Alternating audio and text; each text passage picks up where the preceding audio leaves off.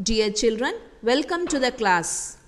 We move on to the poetry session of Unit 3, which carries the message of universal brotherhood. The poem No Men Are Foreign is written by James Kirkup. Here you can see an old file photo. Watch the photo closely. Try and guess what could be the picture all about. Now, please see some more photos.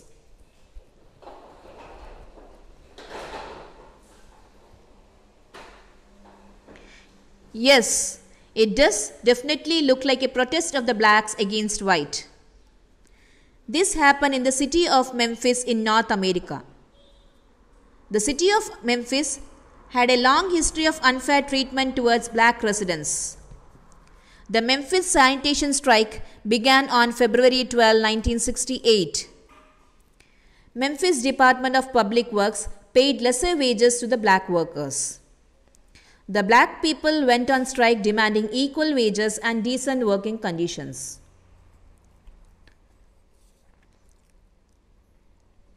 What did you observe from the clips? Those were the evidences of racial discrimination. What was actually going on? What were they doing? Why were they fighting? The black people were protesting against discrimination in wages and working condition on basis of color. Where did this take place?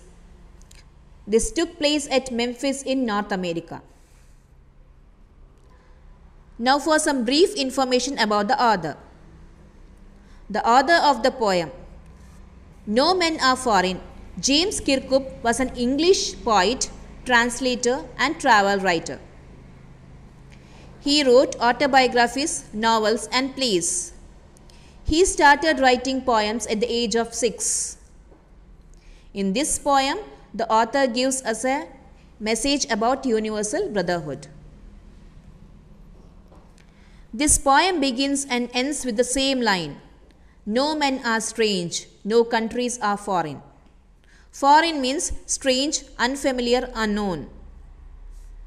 Who is strange in the world, in this world? Is a person sitting near you a stranger?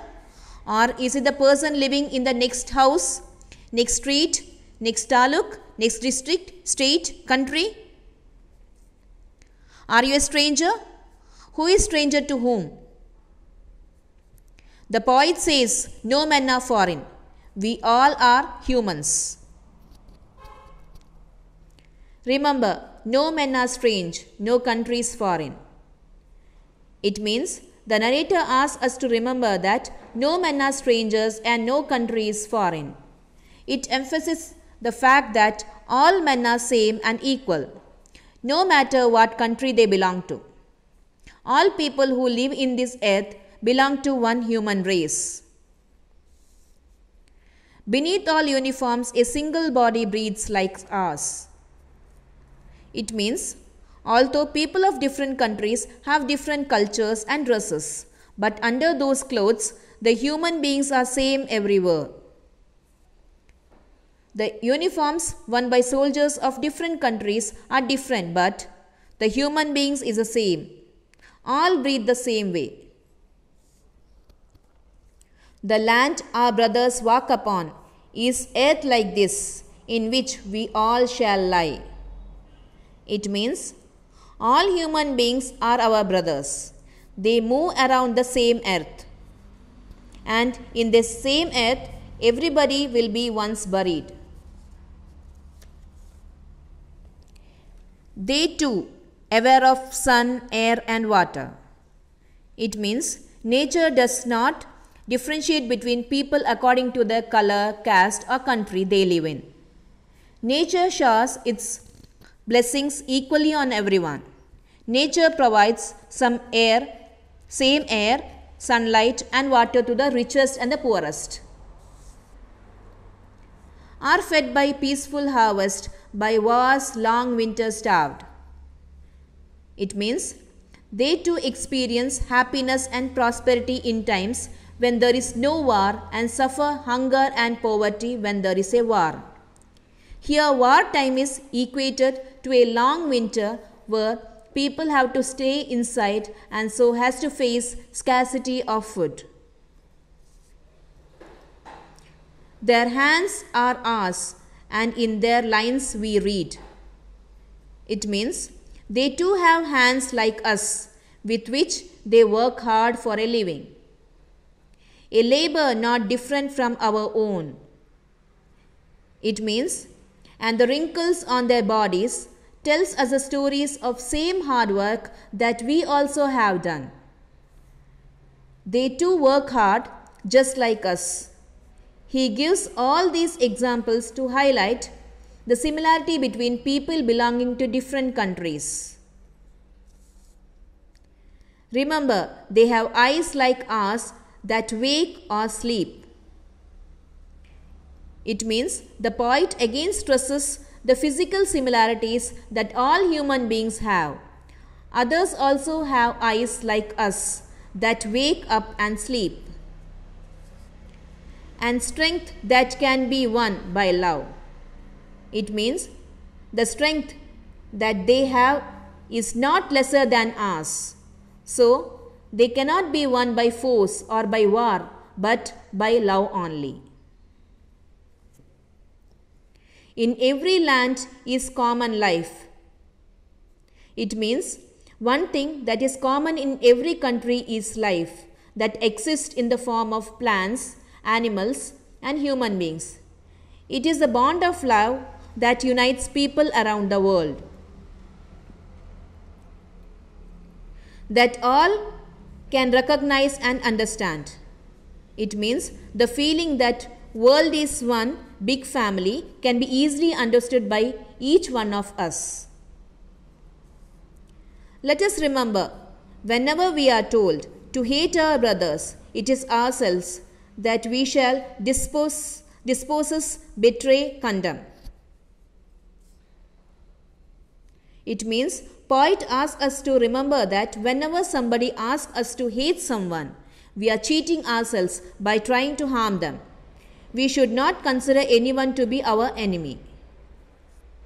Remember, we who takes arms against each other, it is a human earth that we defile.